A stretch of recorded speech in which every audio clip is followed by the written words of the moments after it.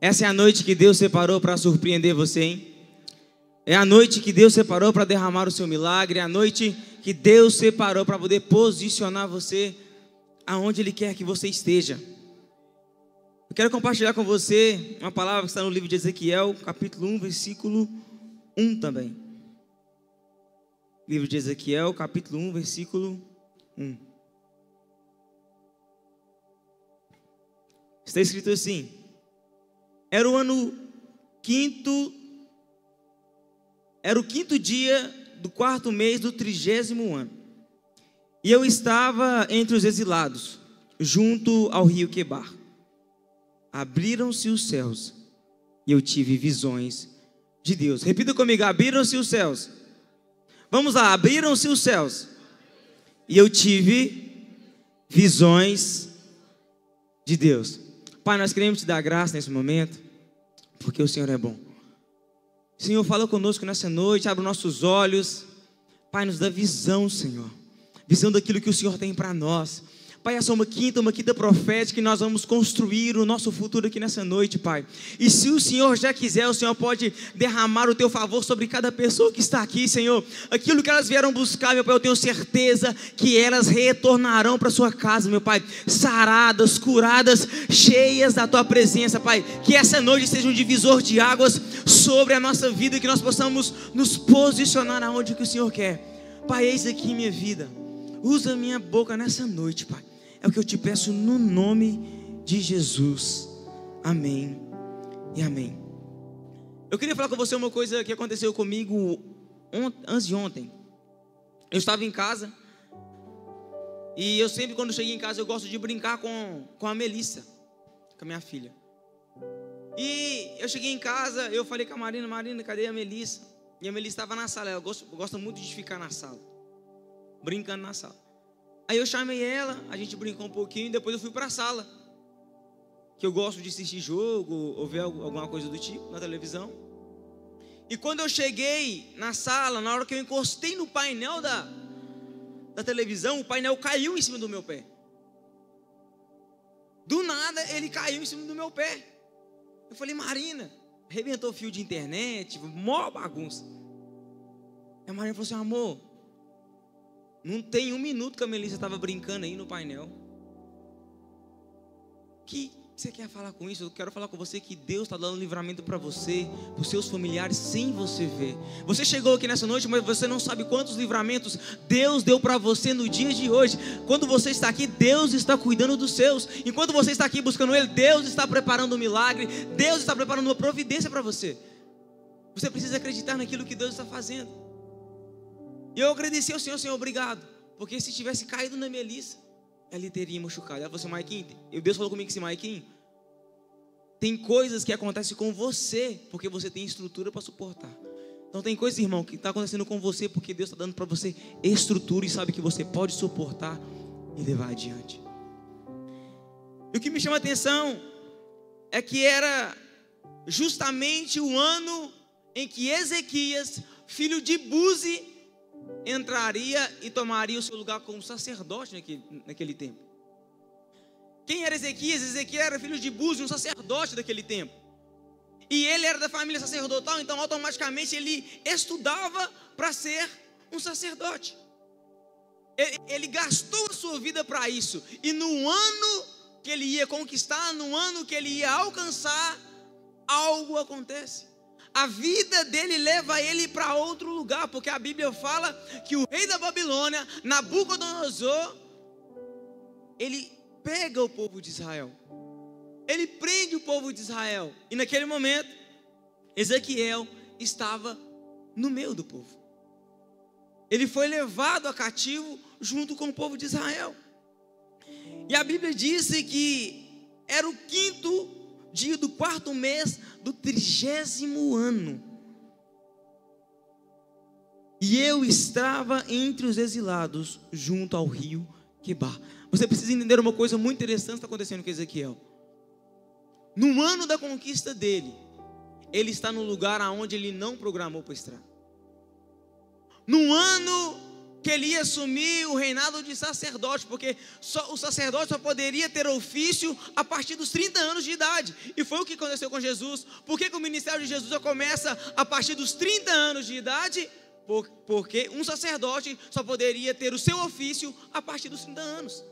Então por isso que Jesus, ele se apresenta como um sacerdote a partir dos 30 anos. Então esse era o ano de Ezequiel. E sabe o que eu acho interessante nessa história? É o que acontece com muitos de nós. Quem aqui faz programação da sua vida? Quem aqui programa a sua vida? Não, vamos levantar a mão. Quem aqui programa a sua vida? Na verdade, você programa viagens, você programa conquistas. Eu quero comprar minha casa em tal ano, eu quero trocar de carro em tal ano, eu quero fazer isso em tal ano. Aí eu quero estudar, porque daqui tantos anos eu vou formar e vou começar a trabalhar na área que eu estou estudando. Todo mundo faz planos. E foi o que Ezequiel fez. Foi o que passou na vida de Ezequiel. Só que no ano da sua conquista, no ano da sua colheita, no ano que ele ia se alegrar, completando 30 anos, ele foi levado a cativo por algo que ele não fez. Ele foi levado a cativo, ele foi para um lugar aonde ele não imaginou a ir. E outra coisa, Deus nem falou para ele que ia levar ele para esse lugar. Do nada, a vida repentinamente joga Ezequiel, e quando ele dá por si, ele está em cativo. E naquele momento ele estava em frente ao rio Quebar. Já viu quando acontece com a gente? A gente programa a nossa vida, programa o que nós vamos fazer, programamos as coisas, programa tantas coisas, viagens, e no final você fala, gente, o que aconteceu? Quem aqui no final do ano pega o seu propósito lá de vida? Já viu quando você às vezes escreve e parece que a vida tomou outro rumo, sem você perceber? O tempo passou e às vezes aquilo que você escreveu não aconteceu. Você se pega em outro estágio. Você fala, gente, mas o ano passou e o que aconteceu? Por que eu estou aqui? E esse era Ezequiel. E a primeira coisa que pega Ezequiel, quando ele se depara, é a frustração. Ele fica frustrado junto ao rio Quebar. Por quê? Porque a frustração nada mais é do que um objetivo não alcançado. Eu tenho uma estética automotiva e eu programo quanto que eu quero faturar no mês. A gente faz plano, a gente programa, mas quando você não alcança o seu objetivo, é normal nós ficarmos frustrados, porque você fez planos. O seu casamento, quando você decidiu casar, eu não sei como está o seu casamento, mas quando você decidiu casar, você decidiu viver os melhores sonhos. Você decidiu construir a sua vida junto a essa pessoa. E quando você vai ver, a vida está te levando para outro sentido. Às vezes o seu casamento não está tão bem. Quando você decide abrir a sua empresa, ninguém decide abrir uma empresa pensando que vai falir amanhã. Ninguém pensa isso. Você pensa, vou abrir, vai dar certo, e eu vou empregar muita gente e vai ser sucesso. Mas às vezes, sem você perceber, a vida trilha outros caminhos para você e você não consegue entender o que está acontecendo. Eu estou trazendo essa ilustração para você poder entender o que estava passando na cabeça de Ezequiel naquele momento. Você precisa entender o que estava passando na cabeça de Ezequiel naquele momento. Era o sonho da vida dele. E o mais interessante é que Deus não perguntou para Ezequiel se ele queria estar ali. Deus não perguntou, Ezequiel, você vai estar em tal lugar, você quer ir para lá? Deus não perguntou. Você precisa entender uma coisa: mesmo que Deus não te fale algo e sua vida está indo para algum lugar que você não está entendendo, se você está debaixo da graça de Deus, fique em paz. Deus tem um plano até na sua dor. Deus tem um plano até na sua frustração. Deus tem um plano em tudo aquilo que Ele faz. Fique em paz. O interessante é que quando Ezequiel está ali naquele momento, acredito que pensando na vida, frustrado, eu acredito que o seu coração estava doendo. Ele estava sentindo dores. pelo que ele estava vivendo. Ele não via saída, ele não via alguma solução para ele, para aquele momento. E foi nesse momento de angústia, e foi nesse momento de dor, que a Bíblia diz no mesmo versículo: e eu tive visões de Deus. Eu vou repetir porque você ainda não entendeu. Foi nesse momento de angústia, nesse momento de dor, de aflição, que a Bíblia diz que ele teve visões de Deus. O que você quer dizer com isso? Eu não entendi. Eu vou te explicar. As suas maiores dores não limita Deus abrir os céus para você ver o que existe lá dentro. As suas maiores dores não limita você ter as maiores visões de Deus. Nos seus maiores lugares de sofrimento é o lugar em que Deus vai abrir os céus e vai te mostrar aquilo que Ele quer fazer, aquilo que Ele vai fazer em você e aquilo que Ele vai fazer através de você. Então você precisa ter consciência disso, porque nesse mesmo tempo Deus abriu os céus e Ezequiel viu o que Deus tinha preparado, o que Deus ia fazer. Agora você precisa entender uma coisa muito interessante, porque às vezes as dificuldades da vida nos colocam para baixo. Momento financeiro difícil nos coloca para baixo. Casamento conturbado nos coloca para baixo. Às vezes uma família desestruturada nos coloca para baixo. Mas eu quero profetizar que nessa noite, eu não sei o estágio que você está, eu quero profetizar que você vai começar a ver os céus abertos. Os céus vão se abrir para você e trazer as respostas que você precisa. Agora vem aqui. Como que você acha que uma pessoa consegue ver os céus abertos? Olhando para? Vem aqui, irmão. Se Ezequiel estivesse olhando só para baixo, ele conseguiria ver os céus abertos? Vamos lá, eu quero que você se interaja comigo. Se Ezequiel estivesse olhando para baixo, ele conseguiria ver os céus abertos? Por que você acha que ele vê os céus abertos? Porque ele olha para? Irmão, em meio à sua dificuldade, não olha para o lado e nem olha para baixo, porque quem quer ver você olhando para baixo é Satanás. Olhe para cima, porque o seu Deus está guardando você e te dando visões. Pelo amor de Deus, olha para cima. A Bíblia diz que o salmista fala: olhos para os montes, de onde virá o meu socorro? Quando o salmista fala isso, porque a montanha é aquilo mais alto que ele consegue ver. Então quando ele olha a montanha, automaticamente ele olha para o céu. De lá que vem o meu socorro. Não importa o que eu estou passando, o meu socorro, ele vem do Senhor. Olha para cima. Quando Deus chama Abraão e fala assim: Abraão, sai da tua terra, no meio da tua parentela, e vai para a terra que eu te mostrarei. Deus tira Abraão de dentro da tenda e fala: você pode contar as estrelas? Deus fala assim: você pode contar as estrelas? Você está achando que Deus queria saber quantas estrelas tinha no céu? Não, Deus só não queria ver um homem cheio de promessas olhando para baixo. O que Deus estava falando para Abraão: você tem grandes coisas para poder conquistar meu filho. Vamos para frente, olha para cima. Você precisa entender que você é uma pessoa cheia de promessas de Deus. Para de olhar para baixo.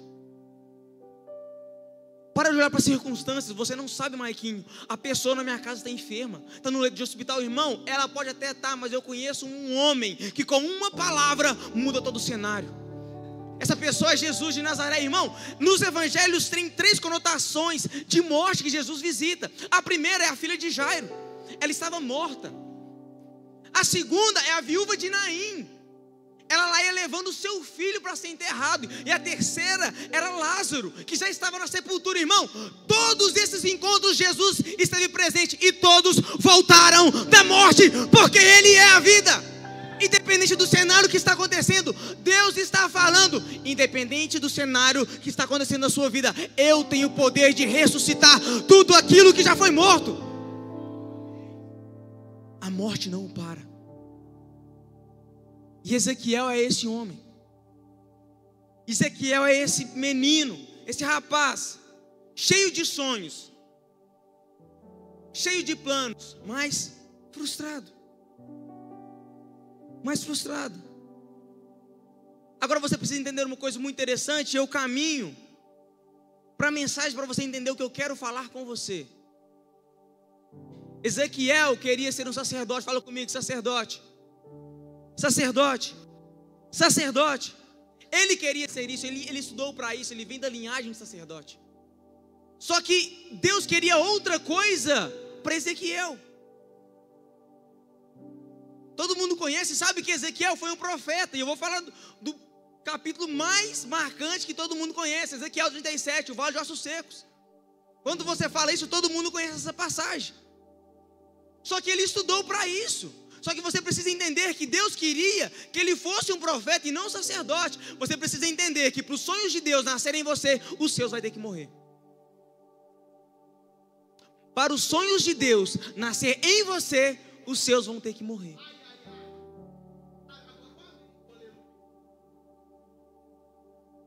As suas vontades vai ter que morrer. O seu querer vai ter que morrer. Por isso que a Bíblia diz: tome a sua cruz e... aquele que perder a sua vida por amor a mim, achá-la-á. Irmão, infelizmente, você vai ter que perder. O evangelho não é simplesmente ganho. Você ganha depois que morre. O evangelho é esse. Esse é o evangelho. Você ganha depois que morre. Você acha depois que perde. Essa é a essência do evangelho. Então Ezequiel teve que deixar os seus sonhos morrer para nascer aquilo que Deus queria que ele fosse. Agora vamos para a mensagem que em 10 minutos eu prometo que eu finalizo. Ezequiel capítulo 37, que todo mundo conhece. Ezequiel 37, versículo 1. A mão do Senhor estava sobre mim, e por seu espírito ele me levou a um vale cheio de ossos. Ele me levou de um lado para o outro, e eu pude ver que enorme o número de ossos no vale, e os ossos estavam muito secos. Os ossos, em outras traduções vai dizer que estavam sequíssimos. Agora esse Ezequiel que estudou para ser sacerdote, Deus pega ele e leva ele a um lugar, a um cemitério cheio de ossos secos, em outras traduções, sequíssimos. Agora você precisa entender uma coisa muito interessante que Deus estava querendo mostrar para Ezequiel no capítulo 1. Porque ele estava lá amargurado de frente ao rio Quebar, não tinha canção no seu lábio. Deus está falando: Ezequiel, presta atenção, Ezequiel, o que eu tenho com você é para ressuscitar uma nação. Mas como, Ezequiel, que eu vou deixar você viver o seu sonho de ser um sacerdote, se eu preciso de um profeta para ressuscitar quem está morto? Você consegue entender o que Deus está querendo falar com Samuel? Para Samuel, o vale está cheio de ossos, e aquele monte de ossos significava a nação de Israel. Toda vez que a nação de Israel era levada cativa, era porque eles obedeceram ao Senhor. Era porque tinham feito algo contra o Senhor, levantado algum tipo de ídolo, adorado outros deuses. Toda vez que você vai ver na Bíblia a nação de Israel sendo levada cativa, é por algo que ela fez. Agora você precisa entender uma coisa também muito interessante. Não reclame do estágio que você vive, se você não muda suas atitudes. Não reclame do estágio que você vive se você não muda suas atitudes. Ah, mas eu voltei lá para lá de novo. Quais foram as suas atitudes? O que você fez para viver um outro cenário? Mas é mais fácil a gente culpar o outro. Vamos lá. Então, Deus leva ele e fala assim: isso aqui é a nação, isso aqui é o povo. Porque, presta atenção, Deus deu para Israel a graça de ser a nação escolhida, a nação vitoriosa, a nação que ia avançar, que ia crescer. Agora ela estava sendo escrava pelo rei da Babilônia, por Nabucodonosor, estava perdendo a sua essência. Um povo cheio de promessas, cativo de alguém. Você conhece alguém assim? Cheio de promessas de Deus, de prosperar, de crescer, de ter uma boa família, de ter sucesso nos seus empreendimentos, de ter sucesso na vida amorosa, sentimental, de ter sua família reestruturada, mas está cheio de promessas, cativo no pecado, cativo no erro, escravo de si próprio. Você conhece? Essa é a nação que estava escrava por Nabucodonosor. E Deus pega Ezequiel e fala: Ezequiel, vem cá, meu filho, eu vou te mostrar. Porque se você, Ezequiel, se formar para sacerdote, você não vai ressuscitar uma multidão de pessoas. Eu preciso, Ezequiel, que você seja um profeta. Porque você vai começar a falar e algo poderoso vai acontecer. Ezequiel, sabe o que Deus estava falando? Nos mínimos detalhes, Ezequiel, se você viver o seu sonho, você vai beneficiar simplesmente você. Mas se você viver os meus sonhos, você vai beneficiar uma multidão de pessoas.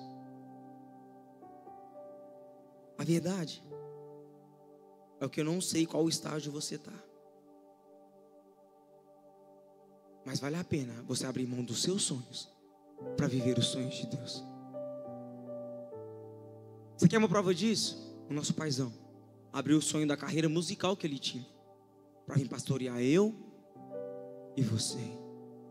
Na maioria das vezes, os sonhos de Deus vai te doer, vai te custar, vai arrancar lágrimas dos seus olhos, mas no final, você vai ver que não vai beneficiar só você, porque o reino dos céus é assim, não beneficia só uma pessoa, beneficia várias. É por isso que Jesus morreu, é por isso que Jesus se entregou, para beneficiar todos nós. A Bíblia diz que Deus coloca Ezequiel no meio do vale, mas Deus manda Ezequiel andar ao redor do vale. Por que você acha que Deus coloca Ezequiel no meio, mas manda ele andar ao redor do vale? Porque se ele anda no meio do vale, ele ia pisar nos ossos, ele ia acabar quebrando. Mas Deus manda Ezequiel andar ao redor do vale. Mas por que Deus manda Ezequiel andar ao redor e não andar no meio? Porque ele ia quebrar. E você precisa entender uma coisa muito interessante. Imagina agora Ezequiel falando com Deus: ó Deus, mas por que eu não posso andar no meio do vale? Se os ossos já estão sequíssimos, do que adianta? Eu imagino Deus falando para Ezequiel assim: Ezequiel, porque o osso que você pisar é uma pessoa que eu vou levantar. Então você precisa tomar cuidado em quem você pisa, porque amanhã será a pessoa que pode te ajudar. Cuidado em quem você pisa hoje, porque amanhã pode ser a pessoa que Deus vai levantar para poder ajudar você. Toma muito cuidado com isso. E a Bíblia diz, Ezequiel capítulo 37, versículo 3: e ele me perguntou: filho do homem, esses ossos poderão tornar a viver? E eu respondi: ó soberano Senhor, tu sabes. Ezequiel 37, versículo 7 diz assim: e eu profetizei conforme a ordem recebida. E enquanto eu, fala comigo, enquanto eu profetizava, vamos lá, enquanto eu ouvi um barulho e um som de chocalho ou reboliço, e os ossos se juntaram, osso com... Eu quero que você fique de pé, que agora eu quero ativar você. Eu quero que você entenda o que está acontecendo aqui e o poder da palavra, o poder de você profetizar. A Bíblia diz que enquanto ele profetiza, a Bíblia não diz que ele terminou de profetizar para a palavra começar a acontecer. A Bíblia não diz que Ezequiel terminou a profecia e os ossos começaram a se juntar osso com osso. Enquanto eu profetizo, eu vou te dar uma chave para toda vez que você vir numa quinta profética, você começar a liberar palavras. Porque profetizar nada mais é que construir o futuro. Profetizar nada mais é que construir aquilo que você ainda não vê pelos olhos carnais, mas que pela fé já aconteceu, porque toda palavra profética, antes de ser materializada na terra, ela já foi ordenada no céu, e no céu ela já está pronta. Eu não sei se você precisa profetizar para alguém se livrar de vícios. Eu não sei se você precisa falar aqui nessa noite para alguém que está acamado. Eu não sei se você precisa profetizar para o seu casamento, para suas finanças começarem a romper, para você começar a realizar os seus sonhos. Eu estou falando para você e te dando a certeza que nessa noite, se você começar a abrir a boca, enquanto você profetiza, Deus começa a mover ao seu favor. Enquanto você abre a boca, Deus começa a mover em seu favor. Ele começa a profetizar, e os ossos começaram a se juntar. Quando a Bíblia diz de um reboliço, quer dizer que aqueles ossos estavam todos misturados, estava uma bagunça. Eu quero profetizar sobre a sua vida nessa noite. Se a sua vida está um reboliço, às vezes você não está sabendo encaixar as coisas, às vezes está uma bagunça, como esse vale de ossos secos. Eu profetizo que a partir de agora, Deus vai colocar osso no seu osso, em cada lugar. Não vai faltar nada para você, e eu profetizo: nada quebrado, nada faltando, nada fora do lugar. É isso que Deus tem para você. Nada quebrado, nada faltando, nada fora do lugar.